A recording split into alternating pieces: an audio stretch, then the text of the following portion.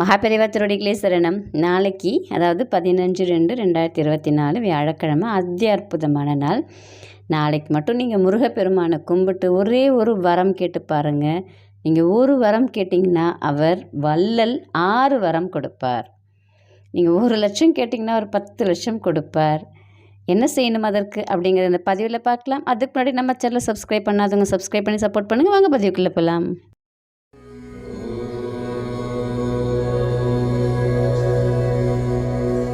முருகப்பெருமான் அப்படின்னாலே தமிழ்நாட்டில் எல்லாருக்கும் ரொம்ப பிடிக்கும் இல்லைங்களா? நம்ம எல்லார் வீட்லேயும் ஒரு குழந்தையாக முருகப்பெருமானை பார்ப்போம்.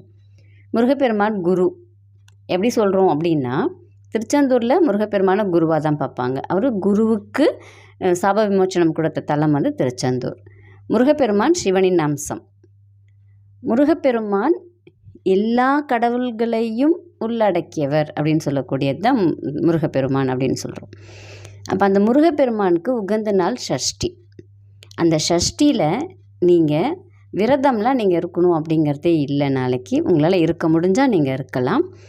நாளைக்கு ஒரே ஒரு கந்தபுராண பாடல், அந்த பாடலை உங்களால் முடிஞ்சால் 108 தடவை சொல்லுங்கள். ரொம்ப கஷ்டம்லாம் கிடையாது. அந்த பாடல் பாக்கெட்டில் எழுதி வச்சுக்குங்க, கையில் போகிற பர்ஸில் எழுதி வச்சுக்குங்க, போகிற இடம்லாம் படிச்சுக்கிட்டு போங்க, சொல்லிக்கிட்டு வாங்க. எந்த ஒரு இதுவுமே கண்டிஷனுமே கிடையாது. நீங்கள் காலையில் ஆனால் ஆரம்பிக்கும்போது சாமி கும்பிடும்போது முருகப்பெருமானை நினச்சி இந்த ஒரே ஒரு பாடலை ஒரு 3 முறையோ இல்லை 6 முறையோ இல்லை 9 முறையோ சொல்லுங்கள்.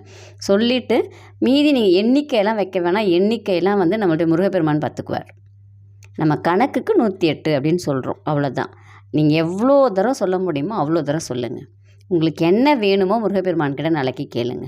முருகப்பெருமான் நாளைக்கு கொடுப்பார். நீங்கள் ஒன்று கேட்டிங்கன்னா அவர் உங்களுக்கு தேவையான 6 கொடுப்பார்.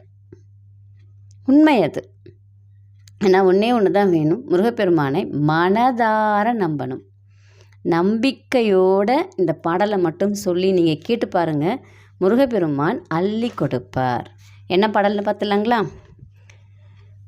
மூவிரு முகங்கள் போற்றி முகம்பொழி கருணை போற்றி ஏவரும் துதிக்க நின்ற ஈராறு தோள் போற்றி காஞ்சிமாவடி வைகும் செவ்வேல் மலரடி போற்றி அண்ணான் சேவலும் மயிலும் போற்றி திருக்கைவேல் போற்றி போற்றி. அவ்வளோதான். இன்னொரு தடவை சொல்கிறேன் பாருங்கள்.